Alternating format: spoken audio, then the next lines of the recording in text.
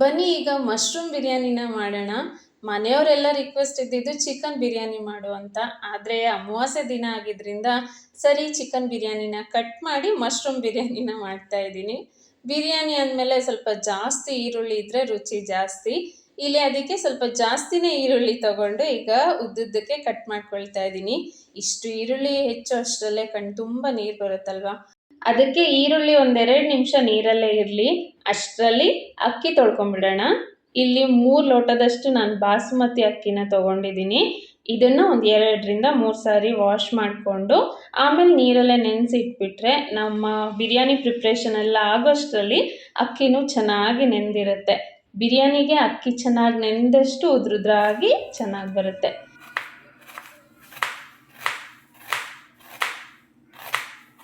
ಆದಷ್ಟು ತೆಳ್ಳಗೆ ಈರುಳ್ಳಿಗಳನ್ನು ಕಟ್ ಮಾಡಿಕೊಂಡು ಈ ರೀತಿ ಇದನ್ನು ಉದ್ರುದ್ರಾಗಿ ಮಾಡ್ಕೊಬೇಕು. ಈರುಳ್ಳಿ ಫ್ರೈ ಮಾಡುವಾಗ ಈ ರೀತಿ ಉದ್ರುದ್ರಾಗಿದ್ದರೆ ಚೆನ್ನಾಗಿ ಫ್ರೈ ಆಗುತ್ತೆ. ಹಾಗೆ ಇವತ್ತಿನ ಈ ಸ್ಪೆಷಲ್ ಮಶ್ರೂಮ್ ಬಿರಿಯಾನಿನ ನಾನು ಈ ಬಿರಿಯಾನಿ ಪಾಟಲ್ಲಿ ಮಾಡ್ತಾ ಇದ್ದೀನಿ. ಇದು India's first healthy kitchen cookware brand Indus valley ಅವ್ರದ್ದು. ತುಂಬ ಚೆನ್ನಾಗಿದೆ ಪ್ರಾಡಕ್ಟ್ ಅಂತೂ. ಆ್ಯಕ್ಚುಲಿ ನಮ್ಮ ಮನೆಯಲ್ಲಿರುವಂಥ ಅಲ್ಯೂಮಿನಿಯಂ ಪಾತ್ರೆಗಳನ್ನು ಒಂದೊಂದಾಗಿ ತೆಗೆದು ಈ ರೀತಿ ಸ್ಟೀಲ್ ಮತ್ತು ಐರನ್ ಪಾತ್ರೆಗಳನ್ನು ತಗೊಳ್ತಾ ಇದ್ದೀನಿ. ಈಗ ಬಿರಿಯಾನಿಯಲ್ಲಿ ಫಸ್ಟ್ ಸ್ಟೆಪ್ ಅಂದರೆ ಈರುಳ್ಳಿನ ಚೆನ್ನಾಗಿ ಫ್ರೈ ಮಾಡ್ಕೋಬೇಕು. ಈರುಳ್ಳಿ ಫ್ರೈ ಮಾಡೋದಕ್ಕೆ ಅಂತ ಈ ಬಿರಿಯಾನಿ ಪಾಟಲ್ಲಿ ಒಂದು ಸ್ವಲ್ಪ ಜಾಸ್ತಿನೇ ಎಣ್ಣೆ ಹಾಕ್ಕೊಳ್ತಾ ಇದ್ದೀನಿ. ಈರುಳ್ಳಿ ಫ್ರೈ ಮಾಡೋದ್ರ ಜೊತೆಗೆ ಒಗ್ಗರಣೆ ಹಾಕೋದಕ್ಕೂ ಎಣ್ಣೆ ಬೇಕಲ್ವಾ, ಎಲ್ಲದಕ್ಕೂ ಒಂದೇ ಸರಿಗೆ ಹಾಕ್ಕೊಂಡಿದ್ದೀನಿ. ಇಲ್ಲಿ ಹೆಚ್ಚಿರೋ ಅಷ್ಟು ಈರುಳ್ಳಿನೂ ಒಂದೇ ಸಾರಿಗೆ ಹಾಕ್ಕೊಂಡ್ರೆ ಇನ್ನೂ ಜಾಸ್ತಿ ಎಣ್ಣೆ ಬೇಕಾಗತ್ತೆ. ಅದಕ್ಕೆ ಅರ್ಧದಷ್ಟು ಈರುಳ್ಳಿನ ಹಾಕ್ಕೊಂಡು ಚೆನ್ನಾಗಿ ಫ್ರೈ ಮಾಡ್ಕೊಳ್ತಾ ಇದ್ದೀನಿ. ಹಾಗೆ ನೆಕ್ಸ್ಟು ಹಾಲಲ್ಲಿ ಸ್ವಲ್ಪ ಕೇಸರಿ ಹಾಕಿ ನೆನೆಸಿ ಇಟ್ಟಿದ್ದೀನಿ. ಈ ಬಿರಿಯಾನಿಗೆ ಸ್ವಲ್ಪ ಫುಡ್ ಕಲರ್ ಹಾಕ್ತೀವಲ್ವಾ, ಅದು ಆರ್ಟಿಫಿಷಿಯಲ್ ಕಲರ್ ಬದಲು ನ್ಯಾಚುರಲ್ ಕಲರ್ ಇರಲಿ ಅಂತ ಹಾಲಲ್ಲಿ ಸ್ವಲ್ಪ ಈ ಕೇಸರಿನ ನೆನೆಸಿಟ್ಟಿರೋದು. ನಮ್ಮ ಬಿರಿಯಾನಿ ಪ್ರಿಪ್ರೇಷನ್ ಎಲ್ಲ ಆಗೋಷ್ಟರಲ್ಲೇ ಇದು ಕೂಡ ಚೆನ್ನಾಗಿ ಕಲರ್ ಬಿಟ್ಕೊಂಡಿರುತ್ತೆ. ಹಾಗೆ ಇನ್ನೊಂದು ಸೈಡಲ್ಲಿ ಈರುಳ್ಳಿ ಕೂಡ ಚೆನ್ನಾಗಿ ಫ್ರೈ ಆಗ್ತಾ ಇದೆ. ಈಗ ನಾನು ಎಲ್ಲ ಮಸಾಲನ ತೆಗೆದಿಟ್ಕೊಳ್ತಾ ಇದ್ದೀನಿ. ಮನೇಲಿರೋ ಅಷ್ಟು ಮಸಾಲ ಐಟಮ್ಸನ್ನು ಸ್ವಲ್ಪ ಹಾಕ್ಕೊಂಡಿದ್ದೀನಿ.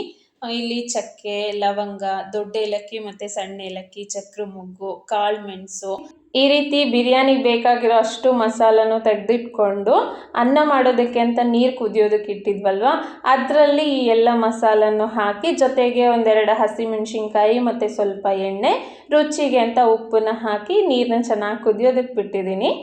ಈರುಳ್ಳಿ ಕೂಡ ಚೆನ್ನಾಗಿ ಫ್ರೈ ಆಗಿದೆ. ಅದನ್ನು ಕೂಡ ತೆಗೆದು ಇನ್ನೊಂದು ರೌಂಡ್ ಈರುಳ್ಳಿ ಇತ್ತಲ್ವ, ಅದನ್ನು ಕೂಡ ಹಾಕಿ ಚೆನ್ನಾಗಿ ಫ್ರೈ ಮಾಡೋದಕ್ಕೆ ಇಟ್ಟಿದ್ದೀನಿ. ಅಷ್ಟರಲ್ಲಿ ಈ ನೀರು ಕೂಡ ಚೆನ್ನಾಗಿ ಕುದಿ ಬಂತು. ಇದರಲ್ಲಿ ನೆನೆಸಿಟ್ಟಿರೋ ಅಕ್ಕಿನ ಹಾಕ್ತಾ ಇದ್ದೀನಿ.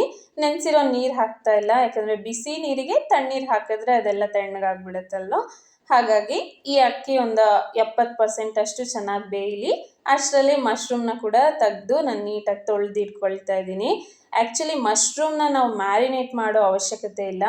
ಹಾಗೆ ನಾವು ಕ್ಲೀನ್ ಮಾಡಿಕೊಂಡು ಕಟ್ ಮಾಡಿ ಜಸ್ಟ್ ಮ್ಯಾರಿನೇಟ್ ಮಾಡಿದ ತಕ್ಷಣ ಒಗ್ಗರಣೆಗೆ ಹಾಕ್ಬಿಡಬೇಕು. ಇಲ್ಲಾಂದರೆ ಈ ಮಶ್ರೂಮಲ್ಲಿ ಚೆನ್ನಾಗಿ ನೀರಿನಂಶ ಬಿಟ್ಕೊಂಡ್ಬಿಡುತ್ತೆ. ಹಾಗಾಗಿ ಇದನ್ನು ಸ್ವಲ್ಪ ಕೇರ್ಫುಲ್ಲಾಗಿ ಮಾಡ್ಕೋಬೇಕು.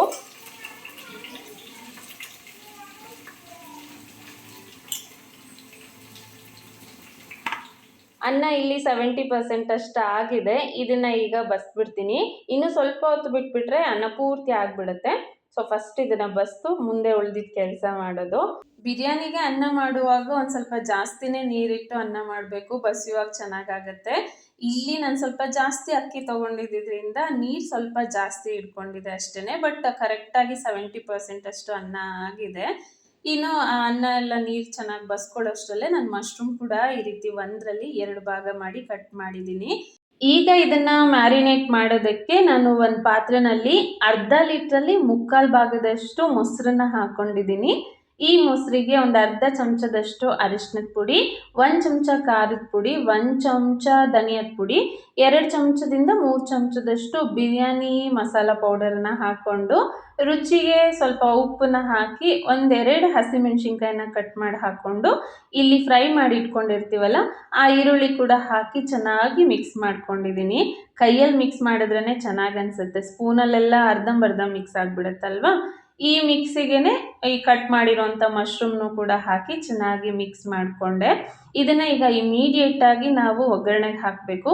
ಆದರೆ ನಾನು ಇಲ್ಲಿ ಈರುಳ್ಳಿನೇ ಕಟ್ ಮಾಡ್ಕೊಂಡಿಲ್ಲ ಒಗ್ಗರಣೆಗೆ ಹಾಕೋಕ್ಕೆ. ಸರಿ, ಇದನ್ನು ಮಿಕ್ಸ್ ಮಾಡಿ ಇಟ್ಟಿದ್ದೀನಲ್ವ, ಬೇಗ ಬೇಗ ಒಂದು ಈರುಳ್ಳಿ ಮತ್ತು ಒಂದು ಟೊಮ್ಯಾಟೊನ ಕಟ್ ಮಾಡಿಕೊಂಡೆ. ಜೊತೆಗೆ ಒಂದು ಸ್ವಲ್ಪ ಶುಂಠಿ ಮತ್ತು ಬೆಳ್ಳುಳ್ಳಿ ಪೇಸ್ಟ್ನ ಕೂಡ ಮರ್ತೋಗಿತ್ತು, ಅದನ್ನು ಕೂಡ ರೆಡಿ ಮಾಡಿಕೊಂಡೆ. ಇದೆಲ್ಲದನ್ನು ನಾವು ಈರುಳ್ಳಿ ಫ್ರೈ ಮಾಡಿ ಉಳಿದಿತ್ತಲ್ವ ಎಣ್ಣೆ, ಅದೇ ಎಣ್ಣೆನಲ್ಲೇ ಹಾಕಿ ಮತ್ತೆ ಫ್ರೈ ಮಾಡಬೇಕು. ಸ್ವಲ್ಪ ಜಾಸ್ತಿ ಎಣ್ಣೆ ಇದೆ ಅಂದರೆ ಅದನ್ನು ತೆಗೆದಿಟ್ಕೊಂಡು ಆಮೇಲೆ ನಾವು ಬಿರಿಯಾನಿಗೆ ಕೋಟ್ ಮಾಡ್ತೀವಲ್ವ, ಆವಾಗ ಕೂಡ ಯೂಸ್ ಮಾಡ್ಬೋದು. ನನಗಿಲ್ಲಿ ಕರೆಕ್ಟಾಗಿತ್ತು. ಸರಿ, ಅದೇ ಎಣ್ಣೆಗೆ ನಾನು ಈರುಳ್ಳಿ, ಟೊಮ್ಯಾಟೊ ಮತ್ತು ಶುಂಠಿ ಬೆಳ್ಳುಳ್ಳಿ ಪೇಸ್ಟನ್ನು ಕೂಡ ಹಾಕಿ ಚೆನ್ನಾಗಿ ಫ್ರೈ ಮಾಡ್ಕೊಳ್ತಾ ಇದ್ದೀನಿ. ಇದು ಫ್ರೈ ಆದಮೇಲೆ ನಾವು ಮ್ಯಾರಿನೇಟ್ ಮಾಡಿ ಇಟ್ಟಿದ್ದಂಥ ಮಶ್ರೂಮ್ನ ಇದಕ್ಕೆ ಹಾಕಿ ಬೇಯೋದಕ್ಕೆ ಬಿಡಬೇಕು. ಈ ಮಶ್ರೂಮು ಬೇಯುವಾಗ ಚೆನ್ನಾಗಿ ನೀರು ಬಿಟ್ಕೊಳ್ಳುತ್ತೆ.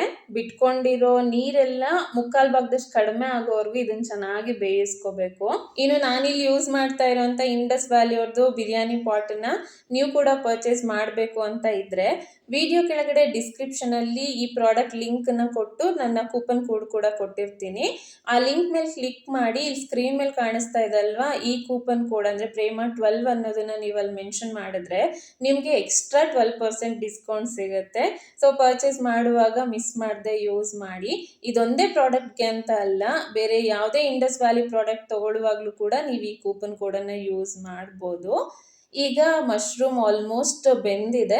ಜೊತೆಗೆ ನಾನು ಸ್ವಲ್ಪ ಕೊತ್ತಂಬರಿ ಮತ್ತು ಪುದೀನ ಮತ್ತು ನಿಂಬೆಹಣ್ಣನ್ನು ಕೂಡ ಕಟ್ ಮಾಡಿ ಇಟ್ಕೊಂಡಿದ್ದೀನಿ. ಈ ಮಶ್ರೂಮ್ ಗ್ರೇವಿ ಇವಾಗ ಆಲ್ಮೋಸ್ಟ್ ಆಗಿದೆ. ಇದನ್ನು ಚಪಾತಿ ಅಥವಾ ರೊಟ್ಟಿ ಜೊತೆ ಕೂಡ ಹೀಗೆ ತಿನ್ಬಿಡ್ಬೋದು. ಆದರೆ ನಾವಿಲ್ಲಿ ಬಿರಿಯಾನಿ ಮಾಡ್ತಿರೋದ್ರಿಂದ ಈ ಗ್ರೇವಿನ ನಾನು ಒಂದು ಬೌಲಲ್ಲಿ ತೆಗಿತಾ ಇದ್ದೀನಿ. ಒಂದು ಸ್ವಲ್ಪ ತಳದಲ್ಲಿ ಹಾಗೆ ಬಿಡ್ತೀನಿ, ಯಾಕಂದರೆ ಇದ್ರ ಮೇಲ್ಗಡೆ ಸ್ವಲ್ಪ ಅನ್ನ ಹಾಕಿ ಲೇಯರ್ ಮಾಡಬೇಕಲ್ವಾ.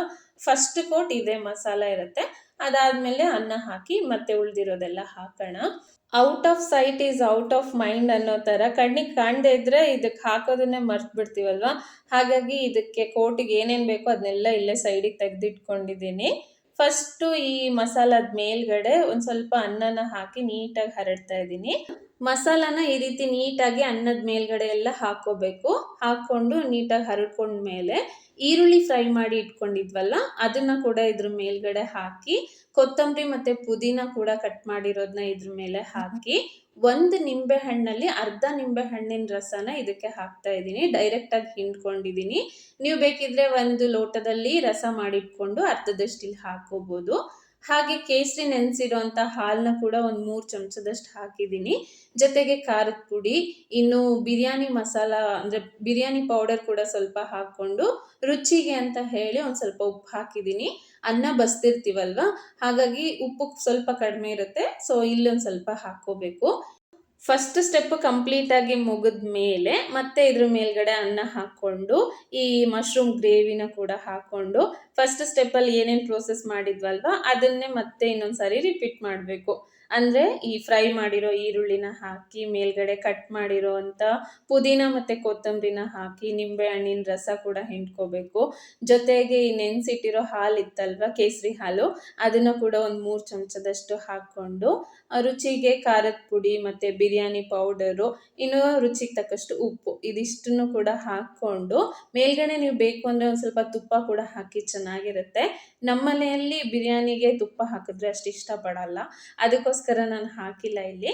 ನೆಕ್ಸ್ಟು ಗ್ಯಾಸ್ನ ಆನ್ ಮಾಡಿ ಫ್ಲೇಮ್ನ ಪೂರ್ತಿ ಸಣ್ಣಕ್ಕಿಟ್ಟು ಇದ್ರ ಮೇಲ್ಗಡೆ ಒಂದು ತವಾನ ಇಡಬೇಕು. ತವದ ಮೇಲೆ ಈ ಬಿರಿಯಾನಿ ಪಾಟನ್ನ ಇಟ್ಟು ಒಂದು 5 ನಿಮಿಷ ಸಣ್ಣ ಉರಿಯಲ್ಲಿ ಇದನ್ನು ಬೇಯಿಸ್ಬಿಟ್ರೆ ಪರ್ಫೆಕ್ಟ್ ಆಗಿರೋ ಅಂಥ ಮಶ್ರೂಮ್ ದಮ್ ಬಿರಿಯಾನಿ ರೆಡಿ ಆಗುತ್ತೆ. ಸೊ ಇದನ್ನು ಒಂದು 5 ನಿಮಿಷ ನಾನು ಬೇಯೋದಕ್ಕೆ ಬಿಟ್ಟು ಮಗನ ಹೋಮ್ವರ್ಕ್ ಕಂಪ್ಲೀಟ್ ಮಾಡಿಸೋದಕ್ಕೆ ಅಂತ ಹೋದೆ. ಲೇಡೀಸ್ ಮಲ್ಟಿ ಟ್ಯಾಲೆಂಟೆಡ್ ಅಲ್ವಾ, ಅಡುಗೆ ಮಾಡೋದ್ರ ಜೊತೆಗೆ ಮಕ್ಕಳು ಹೋಮ್ವರ್ಕ್ ಕೂಡ ಆಗುತ್ತೆ, ಜೊತೆಗೆ ಮನೆ ಕೆಲಸ ಕೂಡ ಸ್ವಲ್ಪ ಆಗೋಗಿರುತ್ತೆ.